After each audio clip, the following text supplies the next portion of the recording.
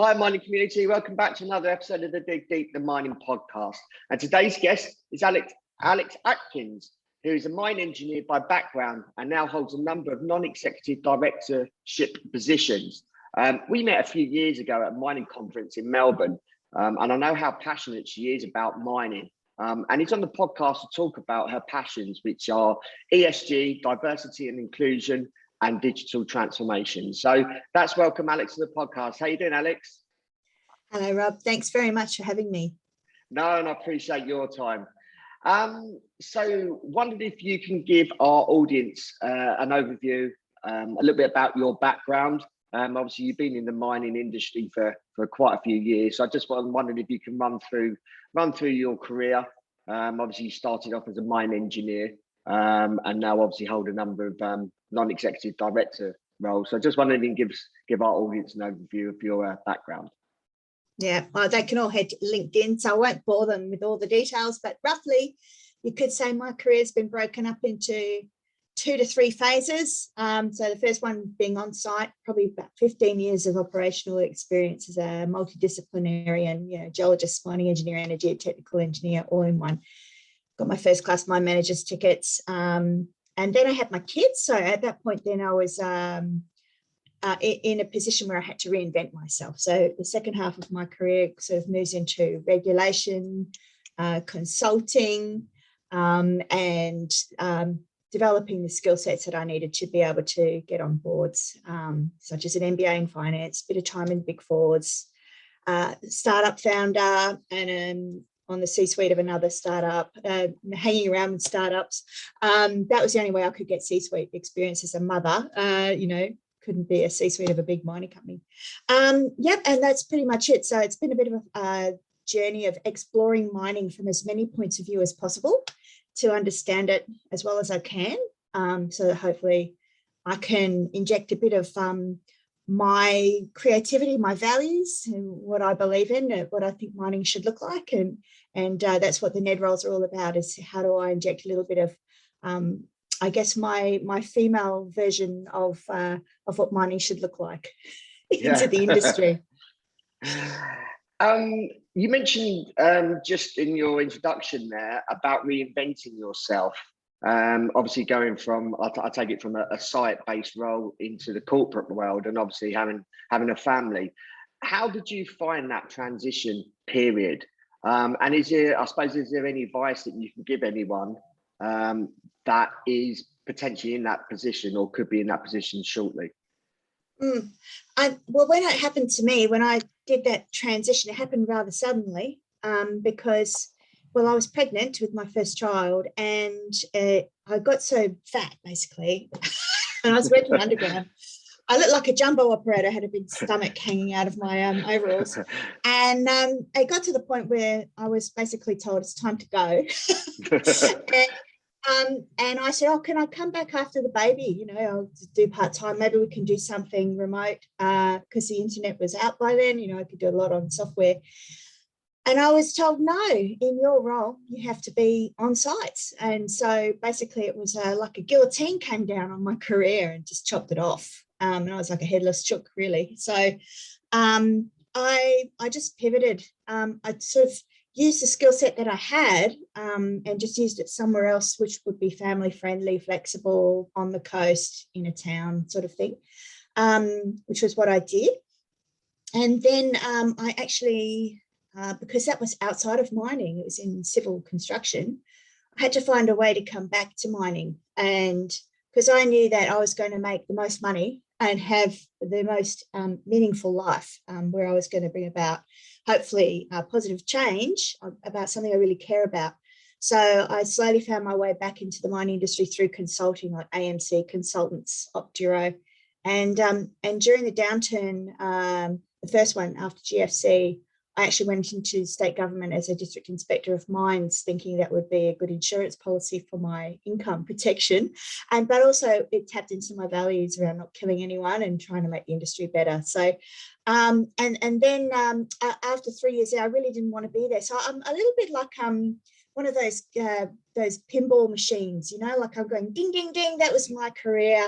Particularly once I had kids, I was ding, ding, dinging all over the place, trying to figure out what are all the points of view, you know, what drives everybody, what does it all mean, how does the system work? And so eventually I ended up forming my own business, and I worked out a little business model of me that tapped into my values and my strengths, what I was good at, and what I thought were the needs in the industry at the time, which is kind of a precursor to ESG, and started to develop some offerings around that. So I had agency over my life. So it was all a big experiment post-children. I had nobody to look to give me any guidance, because I'm in that first wave of STEM women. Before me, there weren't really any female underground mining engineers with my kind of experience who'd had children and were raising them themselves and keeping their career going. So yeah, it was all just a big, I guess, a pioneering, trailblazing kind of career where you find your own path, just beat through the jungle. Yeah, I mean, I suppose that was hard to take when they said that you couldn't go back to site. So obviously you mentioned that you couldn't speak to anyone. How were you feeling at that time? And I suppose, has the industry improved if people are in that situation now? Yeah, I think it has improved now because I think the legislation, people are more aware of their obligations, you know, who are giving advice to employees. At the time, the person giving me advice in the business probably either they weren't aware of their obligations and I wasn't in a position to challenge, or it just, I don't know what it was. It's very strange. It was in 2003, so it's not all that long ago. Yeah. So I didn't even get maternity leave, just a chop off. So today, I think a lot of women in the industry are still getting access to maternity leave and the options for flexible work if they want to return. And I think virtual work is much more commonplace thanks to COVID. There should be no troubles now with businesses being able to accommodate women, you know, going back to part-time and working from home a lot, and balancing their career and their children. Yeah, certainly. So obviously you're passionate about ESG, diversity and inclusion and digital transformation. I wonder if you can give us an overview of those subjects and what and some of the work that you've been doing over the last few years or so.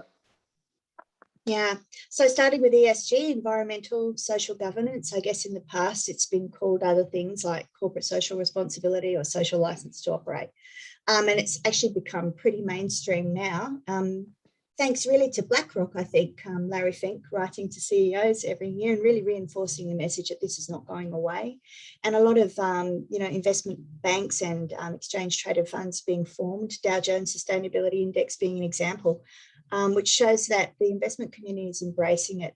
And I'd like to think actually a part of that is women's money, because a lot of these funds are actually super funds and pension funds. It could be teachers and nurses. So, you know, if the members are telling the management of the fund what they want them to invest in, they'll be saying, and what they don't want them to invest in, they'll be saying, well, we don't want anything that's going to wreck the environment, that's going to have slavery or any kind of, you know, social justice issues. So I think that ESG has been born initially out of that, and also it's been reinforced, it's gained momentum from things happening like the tailings dams, Samarco and Brumadinho really accelerated the pace that it came on. And also the Juukan Gorge incident in Western Australia, which happened recently with Rio Tinto. You know, all of these examples are large multinational mining companies, and we expect really high standards from them. And we expect them to have strong governance systems in place. And for these things to happen inside those businesses, it just basically reinforced to the general community that something else had to be put in place to encourage thinking more broadly, not just about commercial, you know, financial and straight legal compliance issues, but also to put a little bit more weighting onto what does the community want and value and need, you know, things like that. So for me, the part of ESG that I'm most passionate about is preventing fatalities and mining disasters. Because not only do they destroy a good ore body, which is really hard to find anyway, and to find one that's economically viable, So it's a sacrilege to destroy one or to destroy parts of it. And also, I'm pretty ashamed. I have been ashamed in the past when there's been a bad mining accident, and it could be something that, say, at the site that I worked at, we were doing the same thing that another site was doing, and it killed people there. And then I've got to manage that risk, keep the mine going. But I also feel a little shame when I go home to my family on my breaks and see it's on the news. And so, it'd be really good to design that stuff out of mining altogether. How can we reinvent mining in a better way? So it sort of ties in really nicely with the fourth industrial revolution, because I think we can really get people out of the line of fire thanks to automation and remote operation centres and the use of AI and ML to get rid of repetitive, boring tasks as much as possible, and also to holistically join up the full value chain and to get different software packages and operational technology all talking to one another, so that we've actually got less rework, less duplication and contradiction, less waste, just a more efficient, iterative, continuously optimizing and refining process. So digital transformation of mining is very exciting for that reason, and because hopefully it will help us solve a lot of our wicked problems that we've had for a long time, where we just keep repeatedly killing people and having accidents. So that's what I'm passionate about. And I know that diversity and inclusion is a part of this, bringing other voices to the table.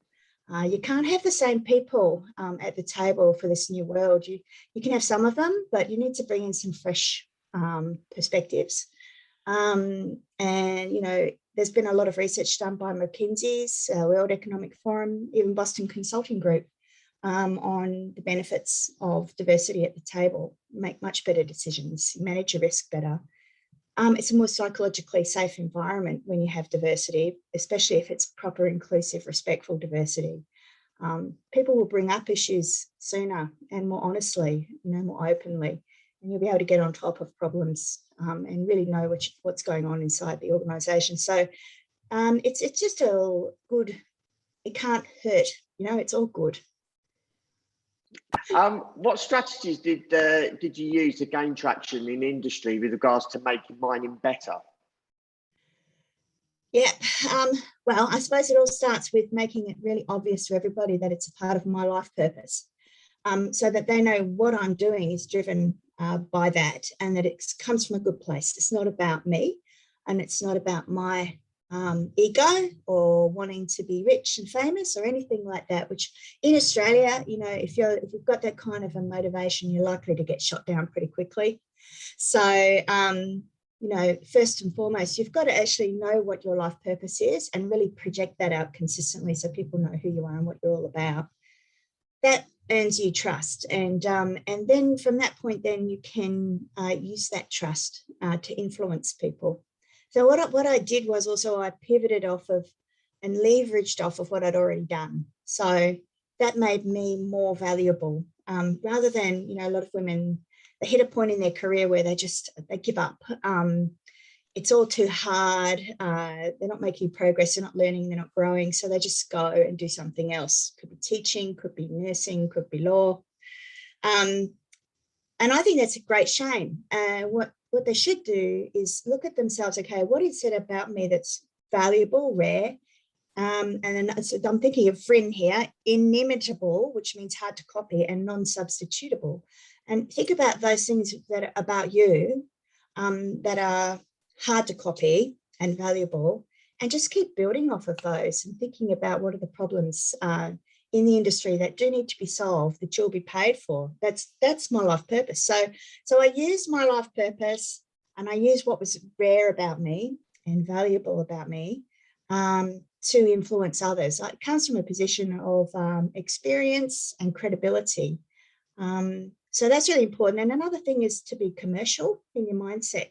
So if you sound too airy-fairy, vague, or if you sound like you're coming from, say, a really strongly left-wing position, you're going to turn off people who are detail-oriented, really business-driven, maybe a bit more right-wing than you, really business-like people, C-suite, boards, investment bankers, all of those kinds of people.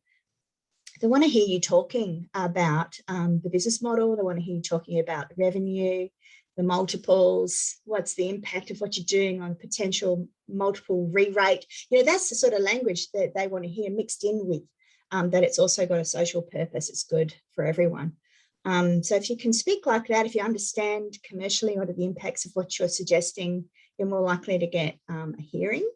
And like I said before, to be consistent. And if you're consistent and it's pretty obvious who you are and what you're all about, you're going to earn trust. There'll be some people that don't like what you have to say, and there'll be some people that do. And the ones that do will be the ones that, tap you on the shoulder and ask you to join them with whatever it is that they're doing. And that's where you want to be. What are your sort of current challenges that you're facing at the moment with ESG, diversity and inclusion and digital transformation? So in terms of challenges, I guess one is in the past, it's been that I think I've been too far ahead of everybody, and my timing was wrong. And if you're too far ahead and your timing's wrong, people aren't ready to hear your message and you're not going to get traction. You're going to spin your wheels. And I've done a lot of that. So this, if you're a part of a change, you really do need to be very patient. And another thing is, actually, none of these things are easy to do.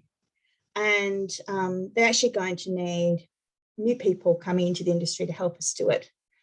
So, that challenge also exists around ESG, around digital transformation, and diversity and inclusion. How do you quickly bring in a whole new cohort of people, and in an industry which is known for its riskiness and is known for its tightness in terms of connectivity, people knowing one another and trusting one another and feeling like they can only work with people they know and trust because it's risky.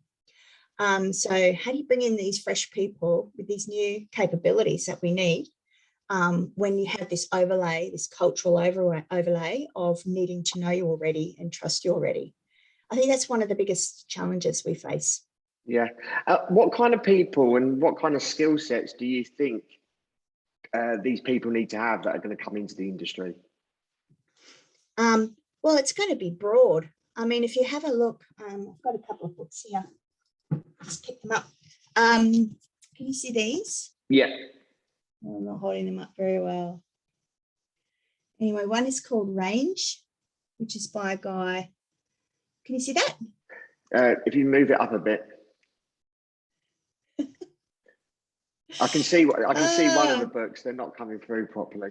Yeah. Anyway, I'll give you photos of the books. One's called Range and one's called Working Backwards. And both of these books are really great. And they both kind of talk about the type of people who will lead this new world that we're moving into, because we are actually at an inflection point. We're at a perfect storm at the moment. So many things changing. And I won't go into that because I think we all know what they are. But what they talk about is, working backwards, they talk about single-threaded leaders, which are very rare people who have got deep domain capability, grounding in something very deep domain, but they also understand the big picture. They can synthesize and integrate, the full value chain, say, or what the whole industry that you're talking about. They understand the commercial realities of it. And in Range, this book is by David Epstein, and he talks about people who are high performers or breakthrough people who bring about really transformative change, often come from a career that's really strange. They've been everywhere and done all sorts of stuff. And they look like, if you look at the beginning of their careers, they actually look like a failure. But towards the end of their careers, when they have these breakthrough achievements, it's all because of what they went through beforehand and the knowledge that they brought about, so that they could think a bit differently to someone who's done pretty much the same thing their whole career for the same industry. That's called cognitive entrenchment. And these people have got cognitive flexibility. So there's a lot in that. The massive cultural change in our industry where we embrace people who are different, who've done a lot of different things, and don't just stick to more of us, you know, more mining people. We've got to let these different people in. So, and also with the digital transformation, I'm sure you've done some podcasts on this before, and everybody will be aware of all these terms: artificial intelligence, machine learning, data science, automation, robotics, virtual reality and augmented reality, APIs, people who can join things up. So we've got a lot of point solutions at the moment and none of them are joined up. How do we join them up to get this integrated platform? So there's a lot of work that can be done by people who have absolutely no mining background. They could come from Amazon, they could come from Google, or they could come from a little startup. They'll come from all over the place, gamers even. They might not even have a degree. So we're going to be letting the geeks in, and these guys are going to hopefully work with us. We're going to need people who can act as a bridge, translator, negotiator, peacekeeper, to help the two worlds communicate with each other, understand one another, have patience with one another over time to develop what we need to create. And it's going to be a period of increased risk actually for everybody, but those who get through it will actually be the new winners of this new world. If you don't do it, you're finished. Yeah. Something I just thought about, if we're looking to bring in people from different industries, like say the tech industry, how can we attract them to the mining industry? With a lot of people outside of mining probably have a little bit of a negative view of the mining industry. So how can we attract those type of tech people into the mining industry? Yeah, it's a great question. I've got, you know, 15 and an 18-year-old and they think mining is dirty. And, you know, but I think what it is to tap into their imagination and you know, they're all very passionate about social justice, sustainability, climate change, and space. So we just need to tap into that. And, you know, this new world is going to be a better version of mining where we do actually do a better job on those fronts. And the digital transformation of mining will enable us to, you know, send some machinery into space and mine it from here on Earth. So that's the future. That's exciting. I mean, who doesn't love Elon Musk? I'm sorry, I love Elon Musk. So it's so inspirational. That's what's going to get the kids to come and join us. So we have to really authentically be having a go at this. Yeah, no, certainly. Just want to move on to more of your career now. What listed boards are you currently serving on at the moment? And how did you get those positions on those boards?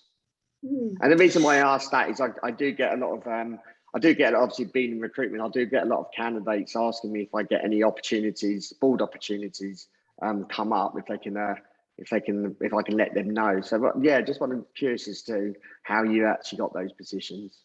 Yep, so I've got 3 paid board roles at listed companies and one that's not, it's a not-for-profit, that's IWIM in London. The 3 paid ones, I've got Parenti, which is a global mining contracting company. It's Ausdrill and Barminco and a few others. I've got Strandline Resources, which is a mine developer, soon to be producer, hopefully in about a year. And we've got a Mets company called Aquarian, and they're ex-shotfirers from Orica, and they're developing some lovely new technology, which kind of is an adjacency service around autonomous drills. And how do we get people off the shot, basically. So those 3 companies, every single one of them, they came to me. That's good and so to hear. A lot of this, it is, isn't it? So a lot of it is to do with, well, part of it is people who know you. So like Parenti was my first one, which was Ausdrill at the time, before we acquired Barminco. The person that approached me has known me since I was 21 and has been a bit of a coach and mentor at various stages of my career. And he contacted me just when they had a pain point and a need, and they needed a woman from mining to join the board before a big transaction, someone they could trust. And I was just a lucky person who happened to be ready to go right when they needed someone. So there was what do they call it? preparation, a bit of preparation and a bit of luck there. And then the other ones were basically, you know, I've already been on the Prenti board for over 3 years. And I think after a while, people just go, well, Alex is ready. She's cooked. So we'll grab her. We need a lady on our board. We haven't had one before. We're getting traction. This is what Strandline went through. Suddenly get traction, suddenly to go into construction and then production. And we need somebody with that kind of a background. Plus, you know, the share market investors expect to see some diversity in the leadership of the organisation. And Aquarian was about to list. So we went through that whole process of an IPO, and they wanted to have a woman there from the beginning. And I'm just lucky to be the one that they tapped to come and join them. And it's a bit of a, it's a wonderful place to be, to have people come and ask you. It's where you want to be, because there's so much trust that's needed to play in this space.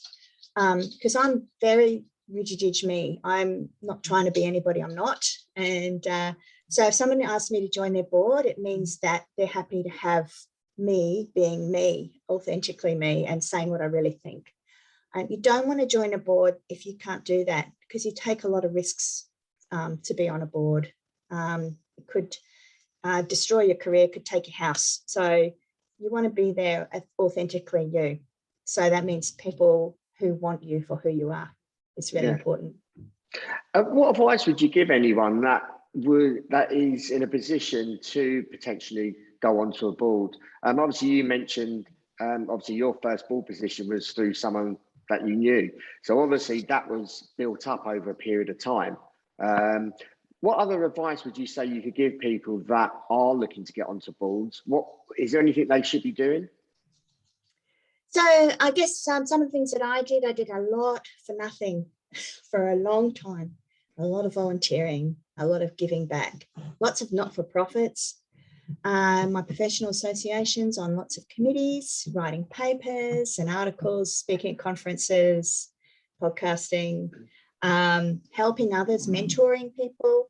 All of these things give you social capital as well. And LinkedIn for me has been really powerful. It's like a free TV channel. It's a funny one, because some people tell me I should be off of social media now, but I can't get off of it, because it's my connection to the outside world all over the world. And I get to project who I am and what I care about. And over time, you know, it helps build your brand. So if people know who they are and what they care about and want to build their brand, they should do it without fear on LinkedIn. And so those are the two key things. I think you're doing a lot of volunteering and giving back to the community and to the sector they're in, and building their brand and making sure that's really clear to people what they're here to do and what they want to do. And have coffees now and again, but don't do too many, because they can really eat up your time and can waste time. But definitely have strategic coffees with people who you think can help you, particularly people who you think will appreciate you for being authentically you. Don't go approaching anybody that will only have you as a token female or a token diversity person. You want to be there for who you are and have courage to be authentic. Yeah, no, that's great. Some great valid points there, definitely. If you could pick up your next board role, what would that be and why? So I'm really lucky. I get advice from all sorts of people. And I think that the position I'm in right now is that I'd really like to cement what I've learned, particularly with Prenti, on the client side, with a mining company that owns the assets through the full value chain, because that's an environment where I can add a lot of value with my background and help them with ESG and the digital transformation of that full value chain. It's really hard for contractors to do that. We're having a crack at it, but you only have access to a certain window, whereas the mining companies that own the assets have access to everything from exploration drilling right through to selling the product. So I would really love that opportunity. What do you enjoy about working on boards, and what's the hardest or even most challenging thing you do whilst whilst working on a board? What I love about boards is that it feels like entrepreneurialism. Some people will be really surprised about this because you think of directors as being these very conservative, stiff upper lip type people. And actually, I think you have to be entrepreneurial because you have to be commercial and strategic. You have to take measured risks. You have to back yourself, back the team. Sometimes often you have to invest your own money in the company. You have to have skin in the game because the shareholders expect it. And you have to have a diversified portfolio of roles because one board role's not really enough to live on. And also you're not the best director you can be. I think if you've got a few, you can kind of cross-pollinate a little bit across them and spread your value. And on boards, you've got to be comfortable with ambiguity and uncertainty because you never know what's going to happen tomorrow. So you've got to be prepared to tolerate that. And also you have to be the sort of person that enjoys horizon scanning, constantly reading lots of material and keeping an eye on several, thinking of all the sources of information you have in your life as circles, just keeping your eye on all of them to look out for emerging risks and potential blind spots so that you can get on top of those early. And you have to be available. You have to be really committed and always be available for whenever you're needed. So that's why I think it's a lot like entrepreneurialism. And I really love it also because you get access to things that you probably otherwise might not, like M&A experience and IPO experience, which has been absolutely extraordinary, and I just love it. It's all a privilege. The whole lot of it is a massive privilege. So how could you not love it? I mean, yes, there's risk and liability, but it is absolutely amazing to be a part of it. The hardest part of it is not to be able to do the doing. That is hard, especially, it's not so bad for me, but I would imagine it'd be really hard for someone who's been a CEO of a big mining company where they're used to for a long time telling everyone what to do. And I understand that is one of the hardest things for them to learn to stop doing when you get on a board. So you're an overseer, you're a challenger, and you're a supporter. You've got to be noses in, hands out, show me, don't tell me, ask great questions, listen hard, don't meddle in management. You have to be patient and you have to be able to succinctly make your point. And you have to time your contributions well for impact. So that's all developing gravitas, which I'm still working on. It's a constant process of trying to get better. And concluding, how should the mining how should mining be better prepared with ESG, diversity and inclusion and digital transformation moving through the next decade? What do you see as some of the main points that companies should be focusing on? So I think that I've written two main points in my notes here. So one is to start with the diverse views, which we've already talked about the benefits of diversity at the table. If you've got diverse views right through the whole organisation, from the front line through the C-suite to the board, you're more likely to pick up on all the signs and signals and horizon scanning and the, know what your blind spots are, know where the opportunities are, challenge your thinking and come up hopefully with the best solutions to your problems. And you'll be aware of where your thinking is flawed if you have a psychologically safe environment where it's safe to bring that up.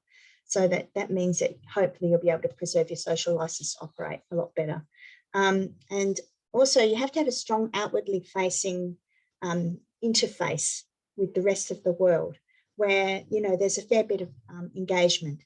So, two-way engagement, not just pushing information out, but actually receiving information as well. And that way you'll have a better feel for what are the needs and the wants of the innovation ecosystem that you're going to be tapping into, as well as the community. What do they want? What do they value?